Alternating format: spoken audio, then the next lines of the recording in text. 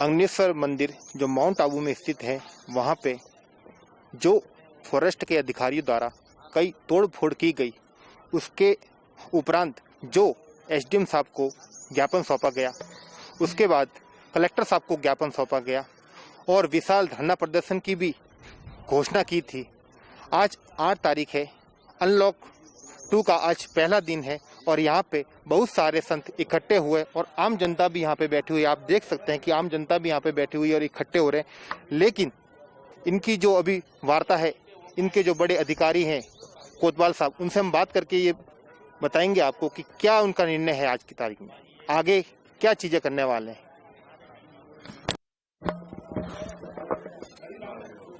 महाराज जी, आज अनलॉक 2 का पहला दिन है और बहुत सारे संत यहाँ पर आज 8 तारीख थी, 8 तारीख को विशाल धरना प्रदर्शन करने की भी जो घोषणा मांग थी की गई थी। एसडीएम को ज्ञापन सौंपे गए और कलेक्टर साहब को भी ज्ञापन सौंपे गए। आज का सर क्या मतलब आगे की कार्रवाई होगी? ऐसी है सर, हम भारत सरकार से और प्रशासन से, कलेक्टर साहब से हम यही मांग करते हैं, आपने जो हमको आश्वासन दिया है कि हम महीने भर में आपका सोल्यूशन हो जाएगा कोई कार्य का, तो आगे आप थोड़ा धैर्य रख करके ये लॉकडाउन का पालना चलते है, उसका पालना रखते हुए आप थोड़े कम समय में इकट्ठे करके मत करा करो ये धरना प्रदर्शन। तो हमने उनकी मांग मान ली है और आगे हम जब 30 तारीख के लॉकडाउन खुलेगा उसके बाद जो भी हो, अगर कार्रवाई हमारी नहीं मांग हुई पूरी तो हम आगे कार्रवाई 30 तारीख के बाद में धरना प्रदर्शन भी कर सकते हैं और हमारे जूना अखाड़ा मतलब 7वां अखाड़े से साधु बुला करके हम कोर्ट या कलेक्टर के आगे हम धरना देंगे जाएंगे। अब हम बात करेंगे आम जनता के नेतृत्व करने वाले भरत जी रावल, जो मोरली से आए हैं।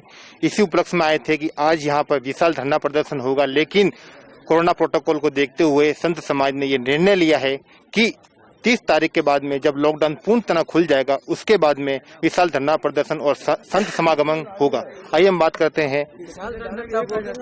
जी बोलिए सर। जी, हमने भी सुना था आबूराज की शरणों में, संतों के सानिध्य में, इनके शरणों में सेवा में उपस्थित हुए थे। रात को सुना था यहाँ संतों को प्रताड़ित किया जाता है, कितने धर्म स्थलों को यहाँ अतिक्रमण की संज्ञा देके रोज संतों को प्रताड़ित किया जाता है, संतों को प्रताड़ित किया जाता है। हम भी आए, ये नंदी वर्जन है, वशिष्ठ ने बसाया था और ये संतों की ही धुनी है। संतों की वजह से ही तो वन्य प्राणी जीवित है, संतों की वजह से ये जंगल सुरक्षित है, संतों की वजह से ही ये पहाड़ सुरक्षित है और संतों पे ही अत्याचार हो रहे। कहाँ गई भाजपा जो बोल रहे थे कि हम संतों के हित का सेवा कर रहे हैं? भाजपा बोलती है कांग्रेस सरकार ये सब तुड़वा रही है, ये कर रही है। तो कहाँ गया विश्व हिंदू परिषद, कहाँ गया बजरंग दल? बजरंग दल के मात्र एक है ये भाई साहब सैल सिंह जी। संत भी समाज नहीं है, हमारे कोटवार जी आए हुए एक नहीं है। फिर यहाँ लॉकडाउन और संतों के मुंह से ये सुनने को मिला कि लॉकडाउन के हिसाब से आश्वासन दिया है इन्होंने। गांवों में बात चल रही थी कि ये धरना प्रदर्शन समाधान हो गया है, समाधान कुछ भी नहीं हुआ है, ये तो चलता ही रहेगा और विशाल, अगर नहीं माने तो विशाल रूप में होगा। संतों के आप बताइए किसके नेतृत्व में विशाल धरना प्रदर्शन होगा? संतों के सानिध्य में। ये आबूराज संत सेवा मंडल के सानिध्य में रहेगा और अखाड़े परिषद के भी साधु संत हमारे यहाँ साथ मिल रहेंगे और जनता जनार्दन आबू की जितनी जनता ऊपर बैठी है वो भी हमारे साथ में जुड़ करके ये कार्य हमारे साथ में सफल कराए, ये हम मांग कर रहे हैं आगे। इसी सिलसिले को आगे बढ़ाते हुए हम एक और महाराज जी से बात करेंगे। हाँ, क्या मांग है आपकी, क्या डिमांड है? देखिए, मैं तो 4 धाम की पद यात्री हूँ, 2 साल से पद यात्रा कर रहा हूँ। मैं अपरिग्रह सन्यासी के रूप में रहता हूँ। मेरा विषय भागवत, गीता और खर दर्शन। हमने पद यात्रा 2 साल से किया। ये पूरे भारत की भ्रमण करते हुए आपके आबूराज ने पदार्पण किया। अगले साल जब पद यात्रा में थे तो नासिक में थे। नासिक में चले तो वहाँ कोरोना का प्रादुर्भाव हुई और सरकार ने जो अभी चल रही है परिस्थिति वो लगाई। फिर भी हम आगे बढ़े तो महाराष्ट्र और ये केंद्र शासित राज्य के बीच में एक खेड़ पड़ा जगह है, जो बॉर्डर पर है। हमने जब वहां पहुंचा तो प्रशासन ऐसे रोक दिया जैसे हमने तालिबान से आए हो। हमने रोड पर बैठ के भागवत पढ़ना प्रारंभ किया। प्रशासन ने हमको 2 दिन पानी नहीं दिया, खाना तो दूर की बात है, फिर भी हम भागवत पढ़ते रहे। 14 तारीख के बाद अप्रैल हमको पूरी याद है। वहां संत जो मारा गया उसकी गाड़ी जा रही थी, वहां प्रशासन रोक दिया, सांध्यकालीन थी, हम वहां भागवत पढ़ रहे थे।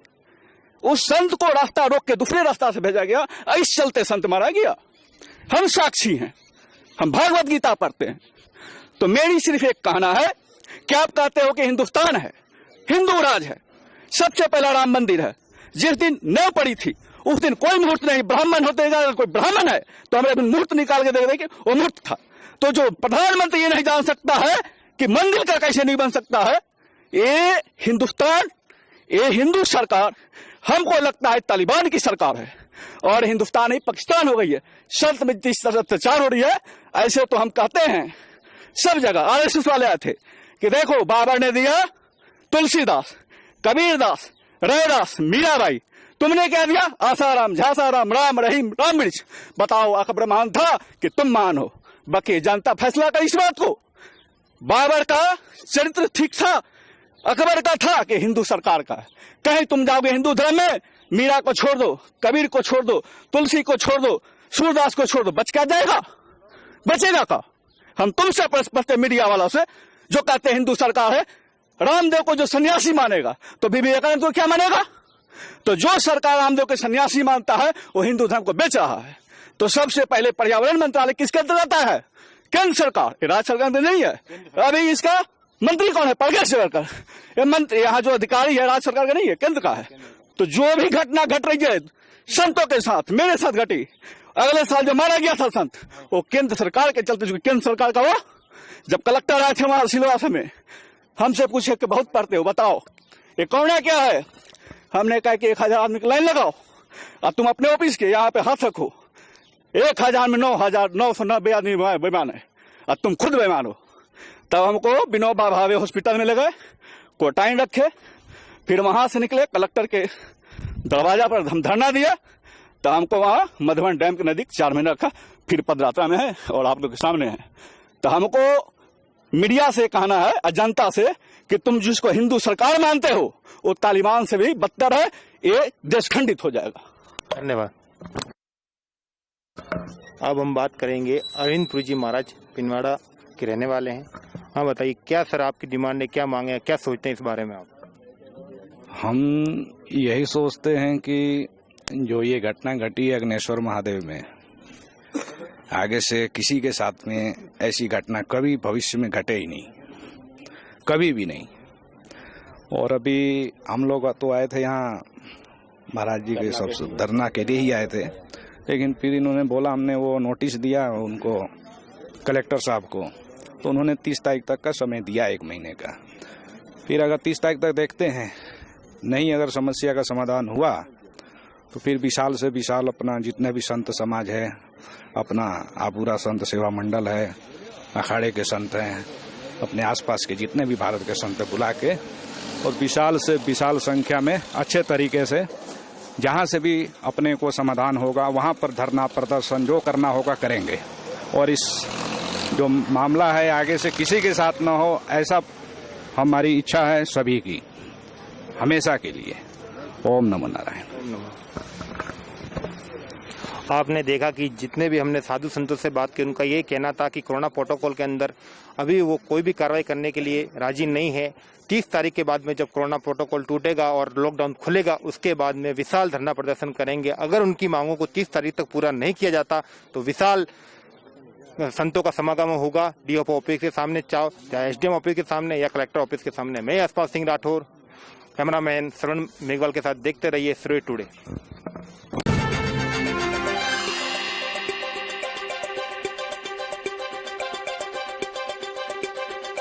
ओके, सूर्य टुडे के सभी दर्शकों को नमस्कार। मैं यशपाल सिंह राठौर, चैनल है सूर्य टुडे। अभी हम खड़े हैं स्वरूपगंज कस्बे के अंदर, जहां पे सरकार की जो दिशा निर्देश दिए थे उसके अनुसार 6 बजे के बाद में पूर्ण रूप से कर्फ्यू लगा दिया गया है। आप मेरे पीछे देख सकते हैं, ये पुलिसकर्मी है जो पूरी पुरजोर के साथ में पूरे मार्केट को बंद करवा दिया गया है और लॉकडाउन का पूरा पालन करवाया जा रहा है।